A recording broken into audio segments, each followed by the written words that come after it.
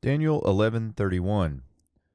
Uzeroim mimenu ya'modu vechilelu hamikdash hama'oz vehesiru hatamid venatanu hashikuts meshomem.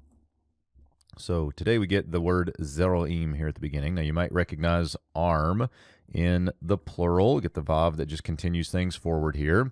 Now, arm here is metaphorical probably for strength, and then as the plural, you look this up in Halot, you can see that it has to do with the forces or something like the army. And so we could say, and forces from him, they will stand or they will arise. You might see the verbal root here, amad, plus the yod performative, shurik sufformative gives us the call imperfect third masculine plural. Notice this is a pausal form with the heavy disjunctive accent. We get the vowel written here instead of the schwa like we would expect to see.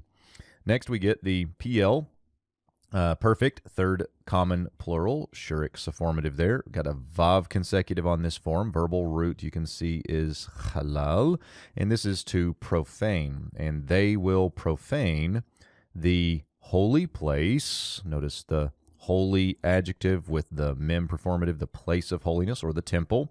Now the ESV does something a little interesting here and inserts a vav that would be the temple and the fortress, but other translations will go something like the fortified temple or the holy place, the fortified one, or we might say something like the temple fortress or something like that. And I think that's probably a better way to understand this. Next, we get the vav consecutive on the hifil perfect, third common plural. Verbal root here is sur, to turn aside, and they will turn aside or cause to turn aside with the hifil. And if you cause something to turn aside, you take it away. And so that's how the ESV goes here. And they will take away ha-tamid. Now, tamid is an adverb meaning continually, but as you think about this in relation to the sacrifices or the offerings, this would be something like the regular burnt offering, the continually offering, something like that. Next, we get the vav consecutive here on the perfect third common plural again, verbal root natan, and they will put or set. Now, you might know give, but they will put or set is options for natan there as well. The abomination, hashikuts, and then the one making desolation.